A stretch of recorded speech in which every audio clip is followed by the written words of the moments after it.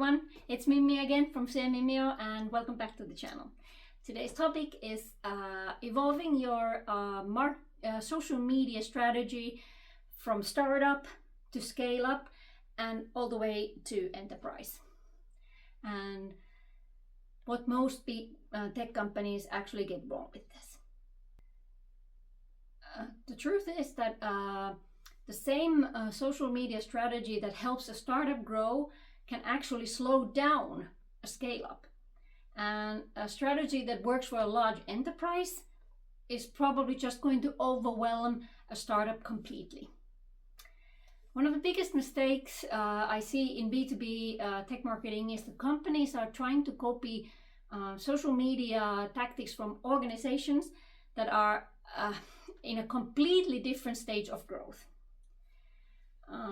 So that's why I want to walk through this framework of how social media should evolve as your company grows, and from startup to scale up to an established market player.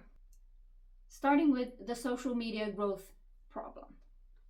Social media has become really a significant part of modern B2B marketing. Many companies really heavily invest in content, thought leadership, employee advocacy, paid campaigns, and video. But then there's a problem. A startup with 10 employees doesn't have the same resource as a company with, let's say, 200 people. And yet many startups try to be active on every platform, create daily content, run multiple campaigns, and behave like an enterprise. What's the result? Burnout. Inconsistent execution. But very little business impact. The solution here is simple. Match your social media strategy to your growth stage. Phase one is the Bootstrap stage. It's typically where companies with fewer than 50 employees. At this stage, the founder is often the CEO, the head of sales, the marketer, the social media manager, all at the same time. The good news here is that you have something that larger companies struggle to replicate, which is authenticity. Your biggest advantage is your story. Instead of trying to be everywhere, focus primarily on LinkedIn. For most B2B tech startups, LinkedIn should account for roughly 80% of social media efforts. Your content should focus on 4 pillars. Founder insights, product education, industry thought leadership, and finally, company culture. The goal here is not massive reach, it's trust. Trust creates conversations, conversations create opportunities, and opportunities create customers. Then you get to phase 2, which is the growth stage. Typically, companies with around 50 to 200 employees are considered in the growth stage.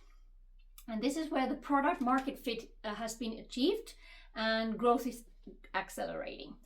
Social media can no longer be something done between meetings. It becomes an actual business function. This is usually when companies add dedicated marketing resources and begin building repeatable systems. LinkedIn still remains the primary channel, but now additional platforms become viable. You might want to add Twitter or X for industry discussions, YouTube for educational content, industry-specific communities where your buyers spend time. The challenge at this stage is not really about visibility.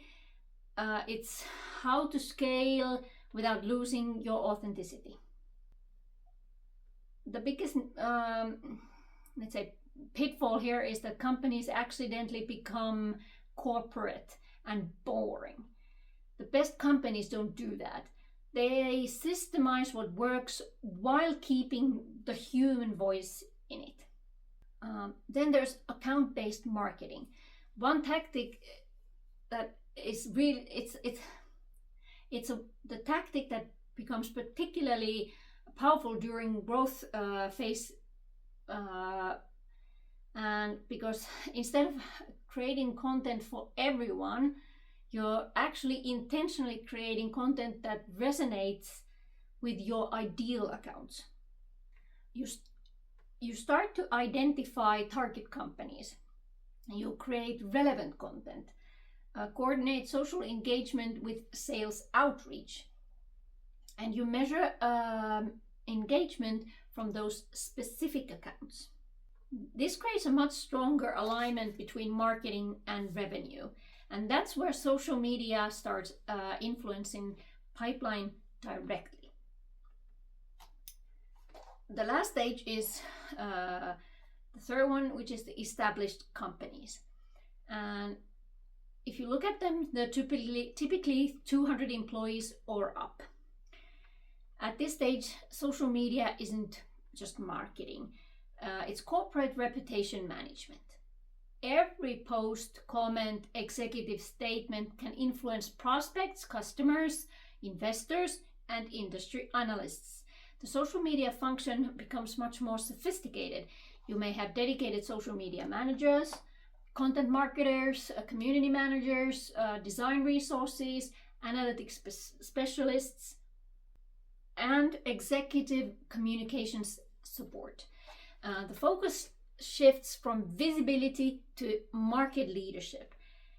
You're not just participating in conversations anymore, you're helping to shape them. What I see market leaders doing differently is that they are not simply just publishing content, they're creating these industry narratives. What they do is they publish, for example, research. They share customer success stories. They provide executive insights. They launch thought leadership initiatives and use social media as a part of a larger integrated marketing strategy. Everything connects: sales, marketing, customer success, product, leadership. The social media becomes a part of an entire go-to-market engine. But there are also some common mistakes that are usually made at each stage. Regardless of the company size, there are a few mistakes that I see repeatedly. The first is founder dependency. If one person's absence causes your social strategy to collapse, that is a risk. The second is premature platform expansion. Master one channel before trying to manage 5. The third is over automation. People follow people, not scheduling tools. And finally, vanity metrics. Follow accounts don't pay salaries, revenue does. Always connect social media performance to business outcomes.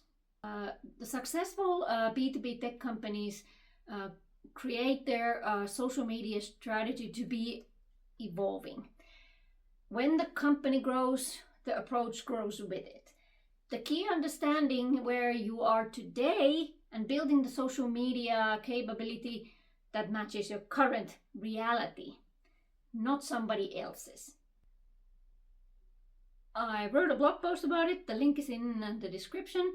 And if you'd like a deeper framework, just check out that article. There's a complete B2B social media strategy guide to be downloaded for free there.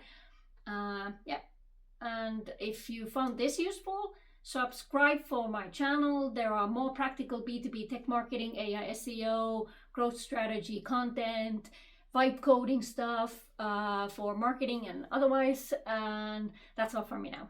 Bye.